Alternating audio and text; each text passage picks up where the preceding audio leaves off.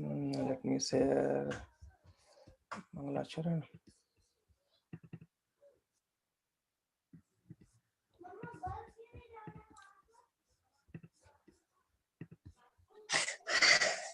You can see the screen now. Hare Krishna.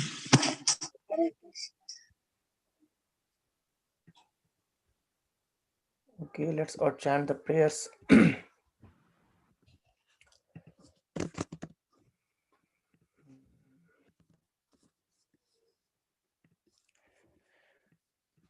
Om Namo Bhagavate Vasudevaya. Om Namo Bhagavate Vasudevaya. Om Namo Bhagavate Vasudevaya. Narayanam Namaskritya Naram Chaiva Narottamam Devim Saraswatim Vyasam Tato Jayamudire. नष्टप्रायेषु अभद्रेषु नित्यं भागवत सेवया भगवते उत्तम श्लोके भक्तिर्भवति नैष्ठिकी कृष्णाय वासुदेवाय नन्दगोपकुमाराय गोविन्दाय नमो नमः। नमः पंकजनाभाय नमः पंकजमालिने नमः पंकजनेत्राय नमस्ते पंकजांग्रहे ओम ज्ञानतिमिरान्धस्य ज्ञानाञ्जनशलाकया चक्षुरुन्मिलितं येन तस्मै श्रीगुरुवे नमः। श्रीचैतन्यमनोभीष्टं स्थापितं येन भूतले स्वयं रूप कदा मह्यं ददाति स्वपदान्तिकं। नमो ॐ विष्णुपादाय कृष्णपृष्ठाय भूतले श्रीमते भक्तिवेदांत स्वामिन् इति नामिने। नमस्ते सरस्वती देवे गौरवाणी प्रचारिणे निर्विशेष शून्यवादी पाश्चात्य देशतारिणे। जय श्री कृष्ण चैतन्य प्रभु नित्यानंद श्री अद्वैत गदाधर श्रीवास आदि गौर भक्त। हरे Krishna Krishna Krishna Hare Hare Hare Ram Ram Ram Hare Hare. Hare Krishna. Hare Krishna, Hare Krishna, everybody. Welcome you all in our ongoing discussion of Srimad Bhagavatam. Thank you all for joining. Nandi ने चेंज कर लेता।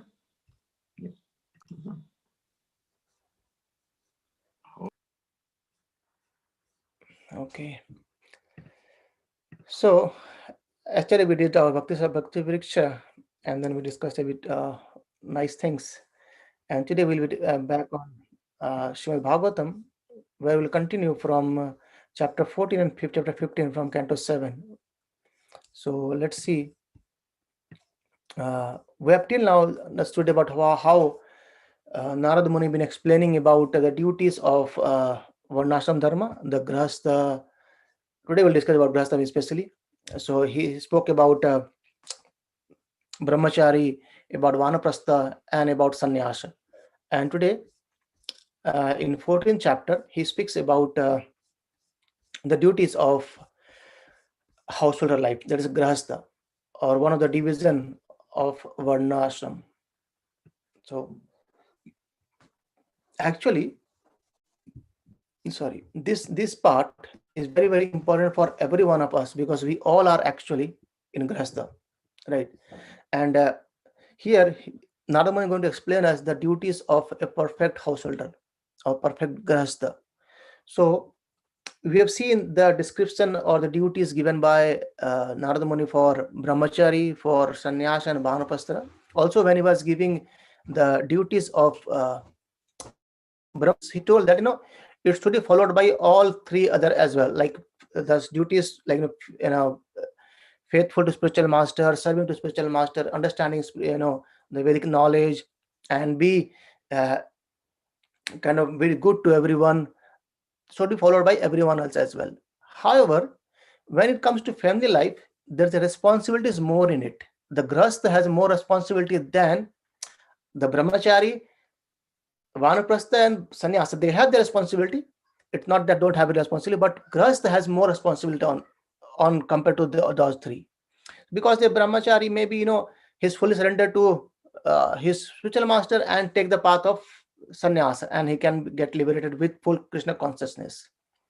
And the same way when it stage for vanaprastha, then he has already gone through all the stages, and now he is trying to be kind of away or be detached from everything. And sannyasa anyway, it's a detached position. So he's just spreading the consciousness of Krishna consciousness, and he is fully detached from everything in this whole material worlds. So, but the grahastha lives, in this life, the important thing comes up because a grahastha has to take care of himself. So in other three, vanaprastha, sannyasa, and brahmachari, there also they take care of himself as well. But in this scenario, in the case of grahastha, they had to take their self, take care of himself, as well as family, as well as the guest, as well as society, the nation and country altogether. They also take care of even brahmacharis, or who are taken path of Krishna consciousness and living full time in the temple as a brahmachari and sannyasa. The responsibility of a grahastha becomes more and more and more. Right. That's why the responsibility of gṛhastha as compared to other three are higher. Right. And this ashrama, why it's called ashrama, we have understood earlier as well. Ashrama means a place where spiritual consciousness or culture is uplifted and maintained, isn't it? So that's why we call as brahmachari ashram. Brahmachari being living celibate is one thing, but when it comes to ashrama, means in that ashrama a spiritual consciousness to be developed. And then we say sannyas, and in the same way it's called gṛhastha ashram, means gṛhastha being in family, being with society, being with friends, serving guests, society, nation, family, own self. At the same time, a person or a whole family has to uplift themselves to whole family in spiritual consciousness. That is why grahastha has more importance, right? And then Yudhiṣṭhira Mahārāja says the question that, okay, brahmachari can take the path of sannyasa and get liberated. Vanaprastha also, they can actually be detached and get liberated. And the sannyasis, anyway, they are liberated, but they can follow Krishna conscious path properly and liberated. But how about householders? Because householders has so much things to do, to take care of their job, take care of their family, take care of society, and fulfill the desires of everyone in the family as well. So how they can attain liberation? Being in grahastha, how the person can elevate? Right. So that's a question asked by Yudhiṣṭhira Mahārāja. And now Nārada Muni is going to explain about the duties of householder and how they can be liberated in being in this whole family surroundings. He says, very first thing, a householder must earn something, isn't it? Because for their own livelihood, they have to earn money. They have to go for work. They have to job. They have to do the job, and in that way, they can earn money and serve their family, serve themselves, serve society as well. In the same time, whatever they are earning, they should offer it to Krishna as well, and should not engage or use all the earning in their sense enjoyment. So that's the very first instruction given by Narada Muni to householder life. Because in householder, everyone must has to earn money to take care of everything. Right? We discussed maybe some weeks back, where we are discussing about how the family's life actually becomes binds us more and more. And then we discuss, a person, a brahmachari, maybe he's alone, but when he wanted to enter the grahastha life, they become two, uh, the partner, and then gradually they procreate children, and the house becomes, it grows. And so for taking care of everything, the need of family, of wife, of the children, and their own self, they need to earn money. And important thing is that that money should also be offered to Krishna in different ways, and not just enjoy or use the money for our sense enjoyment. That's a very, very important and first instruction given by Narada Muni to saying to Yudhiṣṭhira Maharaj. And then he said, the householder, they should be trying to satisfy Supreme Personality of Godhead Sri Krishna. And how they can do it? They can do it by hearing about Krishna, right? And he has to work for all the time, for taking care of everything. At the same time, he needs to cultivate detachment as well. It means what? He needs to be a bit more detached from the surroundings. Surroundings means the family, the society, and everything. And to be very honest, detachment is very difficult to come. So detachment can only come when we have something higher taste. When we get something higher and we are attached to that, we naturally give up the below thing or the lower things. Just for an example, let's for example, uh, you have been given a choice of 4 or 5 sweets. You love all the sweets. It may be gulab jamun, it may be rasmalai, it may be kalakan, everything. Every sweet is very nice. You love all of them. However, if given choice, you have to pick on one. Definitely, gulab jamun is very sweet. We call it sweet balls in our ISKCON, gulab jamun. And we have rasgulla, we have rasmalai, we have kalakan, and all others. But you need to pick one. What you will do? You will just pick one who you would like the most of that. So all are sweets. Everyone is going to give you, sweetness in your tongue, but we need to choose one. In a similar way, these all things are required, but we need to be detached with other lower things. Right? When we become attached to one other thing, that is Kṛṣṇa. So when we become attached to Kṛṣṇa, you duly hearing about Kṛṣṇa, then the detachment comes automatically. If we try to detach everything, it might be difficult or might be impossible as well. And then he explains about two important things. He says about responsibility with detachment. Two important things: responsibility and detachment. So what are those? So do not give responsibility in the name of detachment. You may say, okay, I need to be detached to get liberation. So what is mean? I need to give up my family. So it means I am giving up my responsibility. He says, no, this is not correct. So do not give up responsibility in the name of detachment. We have to take care of responsibility with detachment. So the point is, we have not to give responsibility in the name of detachment. And the second point, he says, neither become attached in the name of responsibility. So we have given the responsibility, so it doesn't mean we have to attached. So if you see in the previous, all the kings we have seen about, every king, they have ruled the huge kingdom, huge opulences, they have whole palace and everything. But when time came, they gave up everything without a second thought. That is actually called as detachment. And Kṛṣṇa explained that in Bhagavad Gita while giving example to Arjuna. He says, look at me, I am completely detached. I don't have to work, but still I do work. And he gave the example of Janaka Maharaj, the father of Mother Sita. And he said, Janaka Maharaj, he was so detached person, so knowledgeable person, still he ruled the kingdom with detachment. So that is how we need to take the responsibility of householder. At the same time, we need to cultivate detachment. And how can we cultivate detachment? By attaching ourselves, our activities to Kṛṣṇa. Right? And then, so I hope we got the both point. Responsibility and detachment, both are required, and we have to take care of both. We cannot give up responsibility in the name of detachment, or neither we can give up we can become attached in the name of responsibility. So again, he explained that in sannyasa order, a person is renounced, isn't it? He's renounced in order.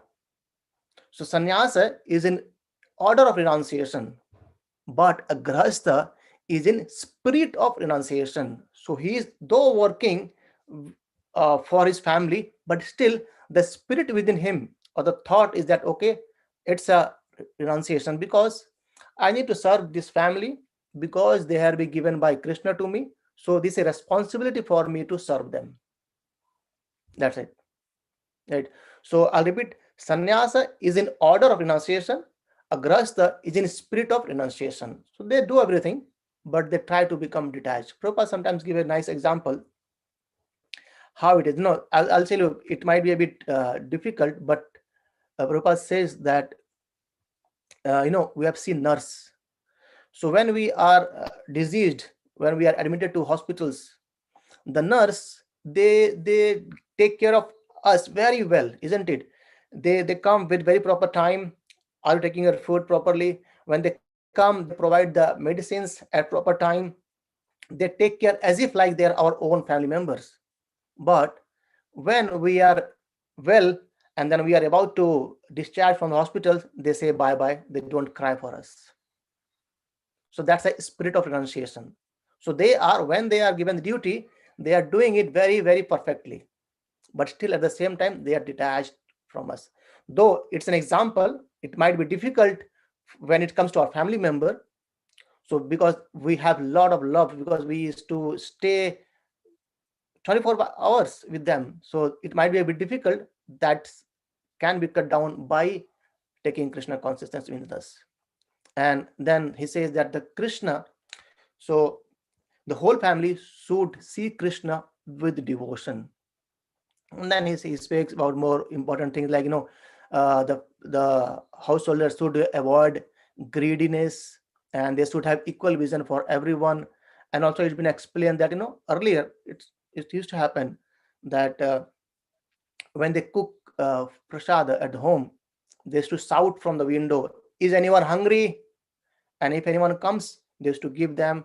And at the end, if something left, they used to eat it. But now it's not possible. It doesn't sounds practical, though it can be done. I'll give an example of Srila Prabhupada. So Srila Prabhupada's father, Gormonde, so he was a cloth merchant, and every single day when he used to come for lunch from his shop, he used to bring 1 or 2 cents to his home for taking lunch, prasadam. So first he used to feed a saintly person, whomsoever is, he don't know anyone he would pick and invite him to home, and he would feed prasadam to him. And at the end he was asked for blessings. What blessings? Please bless that my son would become a devotee. Right. So that kind of spirit Gormonde had, and every day he used to pray to the saintly persons whom they are coming for taking prasadam, and please bless my son that he becomes a devotee of Lord. And see the miracle, the world has been changed by Srila Prabhupada. Right. So if it's possible for us to feed saintly persons, brahmanas, the Vaishnavas, that's very nice. And we can actually ask the prayers to them, please bless us with, we can take devotion to our Lord Krishna, rather than some materialistic things which are about to come to us in the accord of time. And then he explained about do not hanker much, and we try to detach from the sense gratification, and always try to be satisfied whatever you have, because when satisfaction is within us, we remain happy. When there is not satisfaction, we hanker more and more, and we end up in miseries. And then he starts saying about worshipping everyone, seeing everyone as a Lord is in everyone's heart. And then he says about persons should do sacrifice. The family should do sacrifice. Maybe the money can be given for charity, sacrifice in a form of sacrifice. In a form of sacrifice, the whole family can do chanting, kirtan. And the best sacrifice for this Kali Yuga is called as Harinama Sankirtana. So by chanting the holy name within the family, we can perform a very nice sacrifice, which is actually called as Kali Yuga Dharma. So every yuga has different dharma. We have discussed earlier too. So this Kali Yuga has a dharma of Harinama, chanting the holy name of Lord. So by chanting the holy name of Lord, it's exactly same as calling out to Krishna. Right. So when we call out Krishna's name with faith and devotion, Krishna comes within our heart. There anyway, he's in our heart, but the relationship get revived properly and clearly. And then he explains about the religious duties, and according to time, place, and circumstances should be followed, and carefully avoid inauspicious time. So we see there are some inauspicious times comes, and we need to avoid those. And on top of that, he explains that these are kind of a bit more of karma kanda, that we should follow rituals, religious activities and duties should be done. Then he said that the devotional service or serving Lord Krishna does not depend on any time, place, and circumstances. It can be done at any point of time. There is no inauspicious time for Krishna consciousness. And he said, Bhakti is beyond all. So, Bhakti is beyond all the ritualistic activities, because Bhakti is transcendental. Ritualistic activities, we get the pious activity, and we get the pious results as well. But Bhakti, it doesn't give, it actually elevates us, it becomes transcendental. We have discussed earlier in Canto 1 also, it being says that very nice verse, it comes actually, Atah Pumbir Yudhiṣṭhira Varnasrama Vibhagasya Swanushthitashya Dharmasya Samsiddhir Haritoshanam. Samsiddhir Haritoshanam. Samsiddhi means the highest perfection is Haritoshanam. Hari means the Lord Hari, Krishna. Toshana means pleasing. So the highest perfection of Varnashram Dharma is what? To please the personality of Godhead Kṛṣṇa. So when we have the thought of the whole householder family that yes, we need to please Lord Krishna, and how to please? Very easily. He can be pleased by Patram Pushpam Phalam Toyam. Condition is that Yome Bhaktaya Prayachati. Anyone with devotion, just give me some water, flower, leaves, fruits, I'm happy with that. That's devotion, right? And we have discussed that how, just by offering these small items, just water with devotion, Krishna is not hungry. He's hungry of our love, and he wants us to come back to the eternal world. And then if we do not do it, if we do not put Krishna within our activities, then what happens? Let's see that what happens. That's also again described in first canto also, and that says Dharma Swanishtita Pumsam Vivakshena Kathausha Na Utpatte Yadi Ratim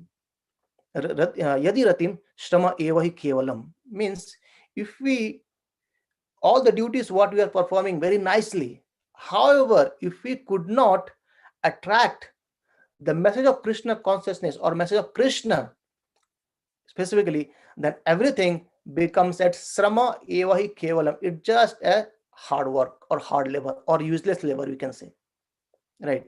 So duty is required, with responsibility we have to do, and try to bring Krishna in between that, and then our life will become successful as a gṛhastha, right?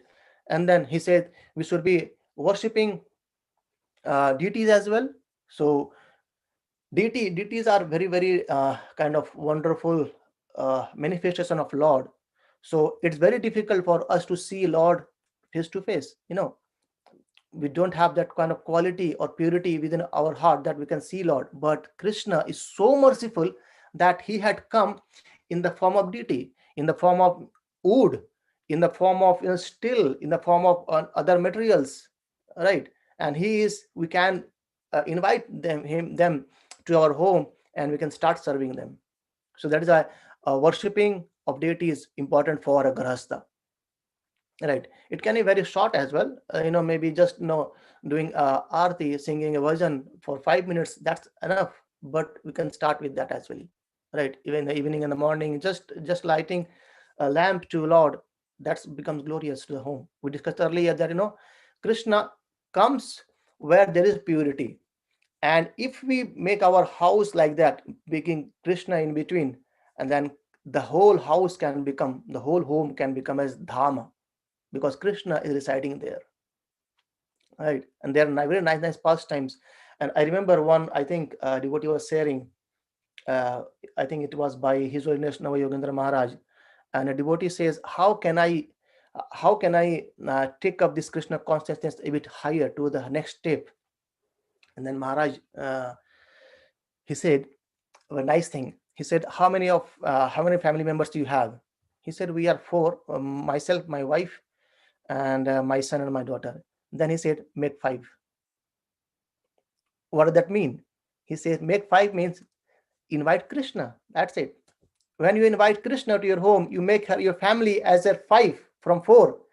That's become Dhamma. Very nicely and very straight answer to the question, how can you develop Krishna consciousness? Invite Krishna to your home. Invite Srimad Bhagavatam to your home, invite Bhagavad Gita to your home, and start worshipping them. That's how it becomes Dhamma. Right? Very, very kind of, it doesn't make anything, very easily. Just by offering flower, fruits, water, everything is done. Right? And then he says that's why the importance of worshipping deities is required. And we know that whenever Hari is being worshipped, that place becomes auspicious place. And there is no time for worshipping. Anytime when you worship, that time become auspicious. Not just worshipping Hari in the place, even time. Anytime you worship, that time becomes auspicious. And when we remember Krishna, our inner as well as outer being purified. Inner means internally our heart becomes purified. Outer means our outer behavior becomes purified. Right? We start behaving properly. We're thinking, okay, actually, as Arijit Prabhu told yesterday, he's actually thinking twice before doing something. So that's kind of things comes up. We start thinking about our activities. Am I doing anything wrong? Am I trying to cheat anyone? Am I doing something wrong to anyone? Am I hurting anyone? That kind of consciousness start coming within us. Right? And then at the end, he told that no, we should just be servant, and servant of the Lord of Gopi, that is Kṛṣṇa. There is a very nice verse came in Chaitanya Charitamrita by it's from actually from by Rupa Goswami, Srila Rupa Goswami, but it comes in Chaitanya Charitamrita. It says, I'll just read it. It's by Chaitanya Mahaprabhu also. It says, I am not a Brahmana. So we have 4 divisions: Brahmana, Kshatriya, Vaishya, Shudra, Brahmachari, gṛhastha, Vānaprastha, Sannyasi. So what Mahaprabhu is saying here, Chaitanya Mahaprabhu is saying, I am not a Brahmana, I am not a Kshatriya, I am not a Vaishya, I am not a Shudra, nor I am a Brahmachari, householder, or a Vānaprastha, or Sannyasi. I identify myself only as the servant of the servant of the servant of the lotus feet of Lord Sri Kṛṣṇa, the maintainer of the gopis. And he is like an ocean of nectar, and he is the cause of all universal transcendental bliss, and he is always existing with brilliance. So what is that?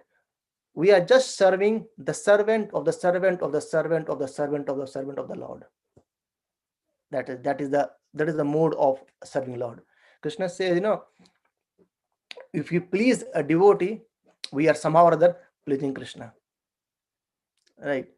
So we will see, it comes in 9th canto, how Durvasa Muni, he wanted to, it's a story of Amrish Maharaj, and Durvasa Muni wanted to curse or kill Amrish Maharaj by a demon, and how Krishna comes and protects him. And when Durvasa Muni went to Krishna, he said, please save me.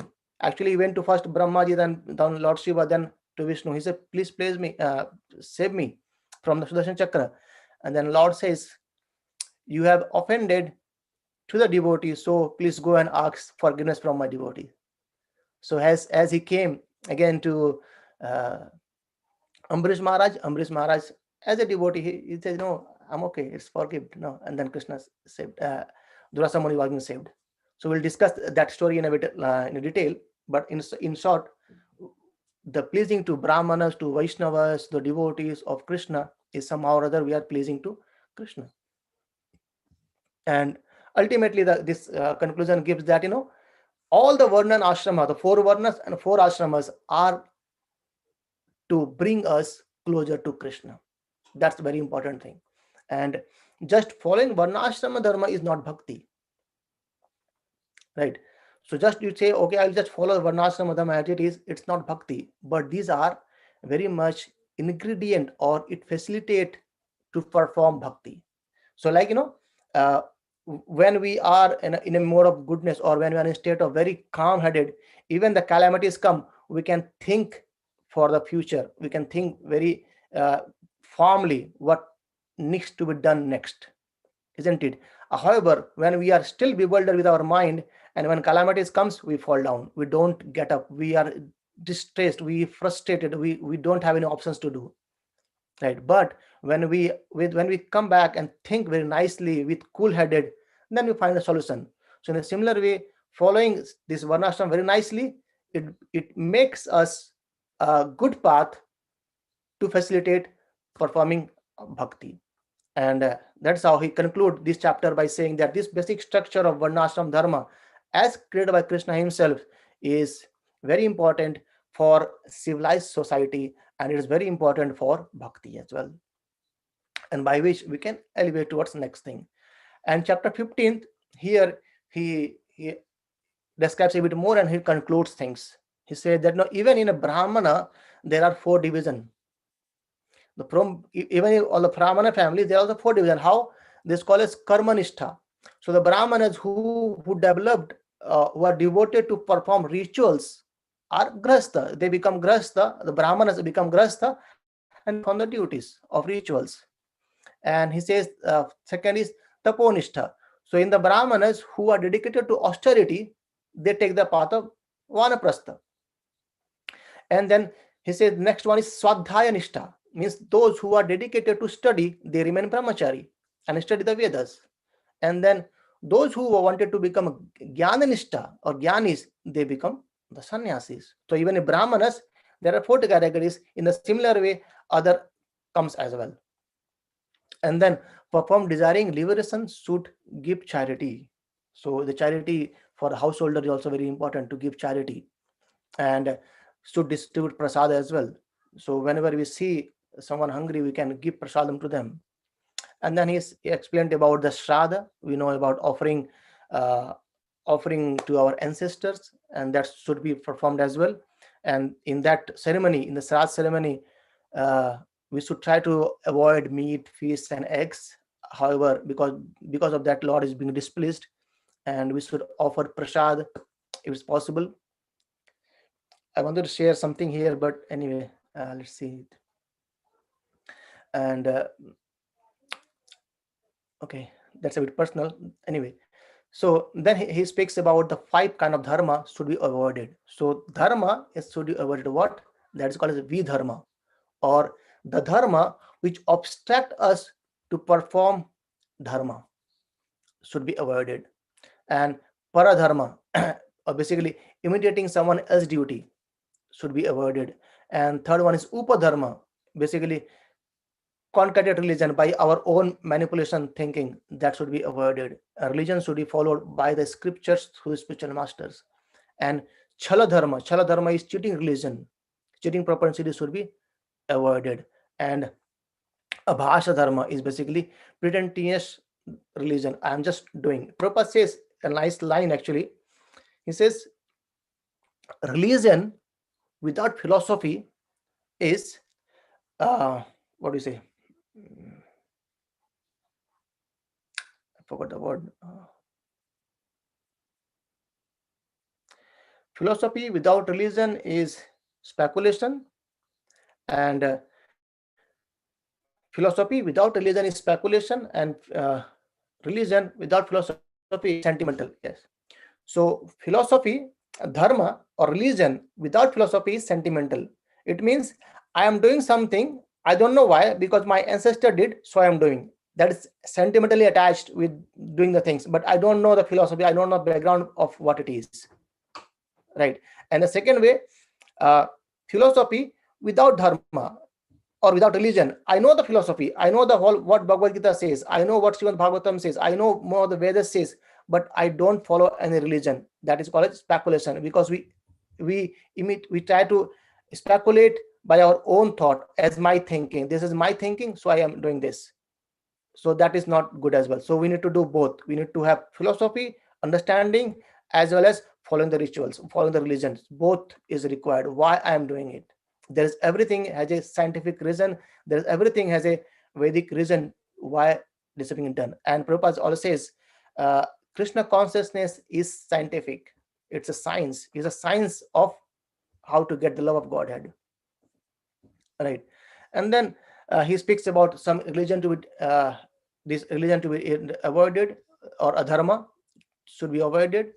And he speaks about the importance of self-realization. So one who is satisfied, do not desire material things, who is self-satisfied, and who are not greedy, those are always happy. And then he speaks about more things.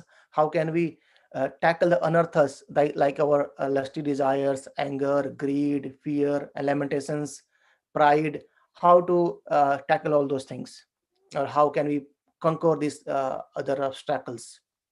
And then he says that uh, everyone, the whole four, should take guidance under the instruction of a spiritual master, of a guru, and he should actually be respectful, be humble, and serve guru and inquire from him, and then everything will remain crystal clear to him. Otherwise, it becomes frustrated, because many things, scriptures goes here and there, and it becomes difficult for understand. That is why we need a spiritual master as well. And then he explains about uh, controlling of mind in every state, in all the four ashramas. Uh, and an important thing he says about called as bantashi. Bantashi means sannyasa. Uh, if someone has taken a position of sannyasa, and again he is going back to gṛhastha life, that is not good. So brahmachari can take up the next step as gṛhastha, but someone has gone through this path, and he's become a sannyasi, which is actually highest order, and now he's coming back to gṛhastha. This is not good. This is concordant. So because before taking the sannyasa, he was not fully convinced that why I'm doing this. So that's not good. And then he said householder should not give up their prescribed duty, like taking care of family, taking care of society, taking care of through Krishna consciousness, taking care of all the things. They should not give up. And brahmachari should not give up their vows. So sannyasis should not give up their position, householders should not give up their duty, brahmacharis should not give up their vows, and banaprastha, they should align in social things, should not align with social things. So these are four things, restrictions for varnas. And at the end, he explains about the analogy of chariot. We understood earlier as well what is chariot. So the horses, a passenger is sitting in the chariot, and there is chariot driver, and the chariot driver, in the chariot there are 5 horses. So the 5 horses are our senses, and the reins by which the driver controls the horses are the mind, and the driver himself is intelligence, and the person sitting as a passenger, he is the soul. And the if the driver does not control his reins, or when the horses or the senses are not controlled by the reins through the driver, the person won't land up in his destination. Just imagine if you are sitting on a chariot, and not just one, he has five of horses, and all the horses are uncontrolled. Do we think that where we wanted to go we will land there? It's not possible. So the senses means, or the horses means, the senses are should be controlled by the reins, that is by mind, and the mind should be controlled, or the reins should be controlled by the driver, that is the mind should be controlled by intelligence. Then the person will reach destination. In a similar way, the soul will reach the destination. And by saying this, Nārada Muni concludes saying that he explains about himself. He says, I was in previous life was a Gandharva. So he was Gandharva, name as Upavarhana, and he was very glorious actually, and he was more attracted towards he was been attracted by the all women especially. And so once there is a Prajapati, was a festival going on, and these Gandharva were invited. And when Nārada Muni, in his previous life, when he came there for singing, because the Gandharva, they used to sing glories. So when they came, he started singing about the materialistic song in that assembly with the other woman within him. Then the Prajapati was upset. He said, this is a festival to please Lord Hari, and you are singing this kind of song. So I curse you. You become a Shudra. You become the lowest of the mankind. and by his curse, Narada Muni became son of maidservant, and then after maidservant, how he became Narada Muni, we have studied that again in first canto, where he explained about how his mother, in the 4 month of Chaturmas, his mother was serving to these great saintly persons or paramahansas, and then Narada Muni, being 5 years old, 5, 6 years old, he was actually hearing Krishna Katha from them, and used to take the remnants. As they were poor, they used to take remnants of whatever they left, and by getting this knowledge from them, by getting the remnants, by getting the instructions from them, he in the next lives become Narada Muni. Right. So this is how we completed Canto 7. So let's pay our obeisances to Canto 7, and let's Prahlad Maharaj, Narsingh Dev may bless us to take up our step ahead in the path of spirituality. Okay. Anyone have any questions or any doubt? Please let us know. We can discuss for a couple of more minutes. Hare Krishna, Prabhuji. Yes, Prabhu. Hare Krishna. Prabhuji, when you say religion and philosophy, of course, Hinduism or Hindus do not have a religion, correct? I mean, Hinduism is not a religion. It is more of a way of life. So when Hinduism talk about dharma is equated wrongly by Abrahamic religions as religion, but dharma is nothing but our sacred duty. Yeah. Isn't it? I mean, when you talk about varna dharma and brahmacharya dharma or gṛhastha ashram, people who are in gṛhastha ashram, their dharma is their sacred duty. It cannot be equated to religion, because religion can be followed blindly. It's all about faith, and versus duty is more, I would say, logically aligned as well, and philosophically aligned as well. Yes, agreed.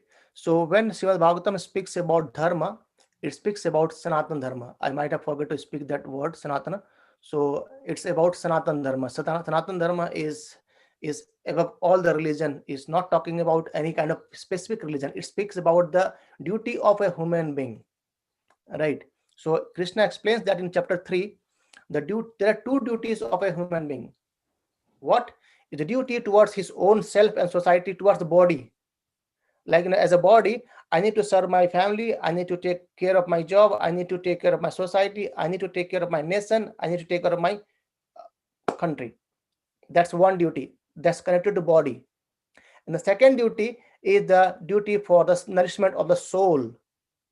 That doesn't speak about Hinduism or Muslimism or Jewish or just nothing. That the soul is eternal. That is Sanatana Dharma. We need to act in a way, how can we go back to the eternal world? Right. Sorry for that and not bringing it. I might have missed it. So thank you for bringing a good question here. Yes. Thank you so much, Prabhuji. Hare Krishna. Any questions or any thoughts? Okay. Actually, I thought to discuss a bit more on, if I had time, about how Krishna got his, keeping of feather. But anyway, we'll discuss next time. I thought I might have concluded earlier, but anyway, it went fine. So we'll discuss this. There's a pending question already. So we'll discuss this in our next session. But how Krishna get his peacock feather. Okay, thank you everyone for joining, and we will see you all on Monday again, where we'll start. Either you just text me on the WhatsApp. Do we need to revise Canto 5, 6, and 7, or shall we continue with Canto 8? So just let me know. We'll take it accordingly. Prabhuji, can I just say that it would be a good idea to revise 5, 6, and 7. It keeps a lot of things fresh in our mind. Practice, And then see practice, other practice, and people. more practice. Other people know it. That's what it is. Yeah, definitely. We need to revise everything. Actually, it's being said very nicely that,